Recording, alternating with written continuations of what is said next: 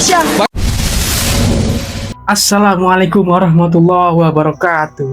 Kembali lagi di channel Fakta Politik, mengulas fakta, data, dan memahami dinamika setiap peristiwa, menyajikan informasi politik dengan lebih jelas, langsung dari sumbernya.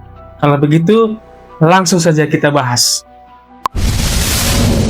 Tersangka kasus dugaan fitnah pencemaran nama baik dan dugaan ijazah palsu Jokowi, Dr. Tipah dan Roy Suryo, kini kasusnya masih terus bergulir di pengadilan. Roy Suryo yang kembali mengajukan sidang pra-peradilannya yang ketiga atas tuntutan ganti rugi sebesar 206 juta terhadap Polda Metro Jaya yang sudah berlangsung pada tanggal 29 Juli 2026 di Pengadilan Negeri Jakarta Selatan. Pihak Roy Suryo resmi membacakan tuntutan ganti rugi total sebesar 206 juta kepada Polda Metro Jaya. Adapun rincian kerugian tersebut mencakup kerugian material sejumlah 106 juta akibat penahanannya selama 4 hari dan tidak bisa melakukan kegiatannya di media sosial di kanal YouTube-nya, sehingga ia mengalami kerugian sebesar 12 juta. Serta kerugian imaterial sebesar 100 juta atas pencemaran nama baik. Permohonan untuk ganti kerugian secara imaterial. Pada sidang lanjutan hari Kamis 30 Juli 2027, Polda Metro Jaya memberikan jawaban resmi. Mereka menolak seluruh tuntutan ganti rugi tersebut. Pihak termohon menilai tuntutan dari kubu Roy Suryo tidak memiliki dasar hukum serta pembuktian yang memadai. Menolak permohonan ganti kerugian pemohon untuk seluruhnya. Hakim Tunggal yang memimpin persidangan menjadwalkan pembacaan putusan akhir dari gugatan ganti rugi ini pada hari Kamis 6 Agustus 2026.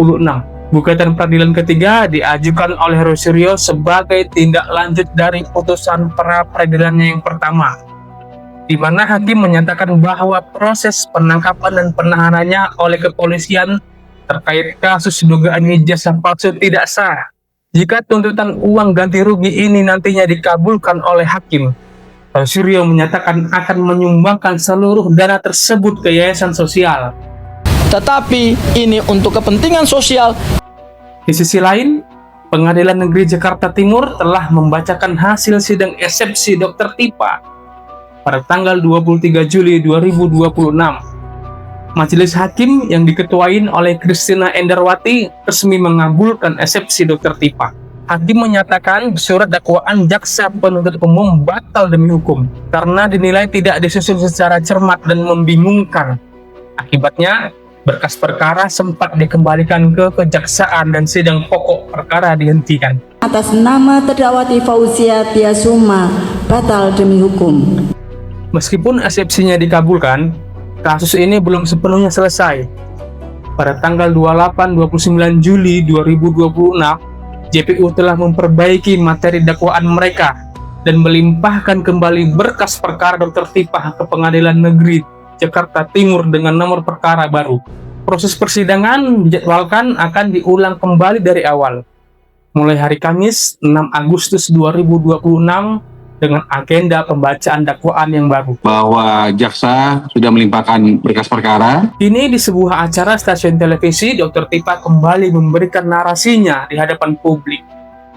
Ada penemuan-penemuan yang sedikit mengganjal perihal kedatangan Jokowi ke Polda Metro Jaya pada tanggal 30 April 2025, tepat setahun yang lalu, dalam upaya pelaporan atas dirinya dan Roy Suryo. Video tanggal 30 April 2025 ketika Pak Jokowi datang ke Polda Metro Jaya untuk melaporkan saya ya. Yang jadi pertanyaan Dr. Tipah, saat Jokowi akan melaporkan dirinya dan Roy Suryo ke Polda Metro Jaya, Jokowi tidak duduk di ruangan yang semestinya. Dalam penjelasan Dr. Tipah dengan nada yang tinggi, beliau mengatakan selama 450 hari mereka melakukan penelusuran untuk mempertanyakan kenapa Jokowi tidak duduk di loket yang semestinya. Nah ini selama 450 hari ini kita bertanya terus. Ada indikasi dalam kedatangan Jokowi ke Polda Metro Jaya itu hanya untuk melaporkan kehilangan ijazah. Celetuk Dr. Tipah seperti itu. Jangan-jangan kehilangan ijazah ya? Kuasa hukum Jokowi, Firman Pangaribuan, memberikan penjelasan dan klarifikasi terhadap video tersebut. Karena pada saat kegiatan itu terjadi, beliau juga berada bersama Jokowi dan beberapa pengacara lainnya. Jadi kalau ada orang memberikan pengaduan, maka loketnya seperti itu. Jadi Pernyataan kuasa hukum Jokowi tidak serta-merta diterima oleh Dr. Tipah dan kuasa hukumnya Abdullah Al-Katiri. Merasa jawaban dan keterangan dari kuasa hukum Jokowi tidak puas bagi mereka.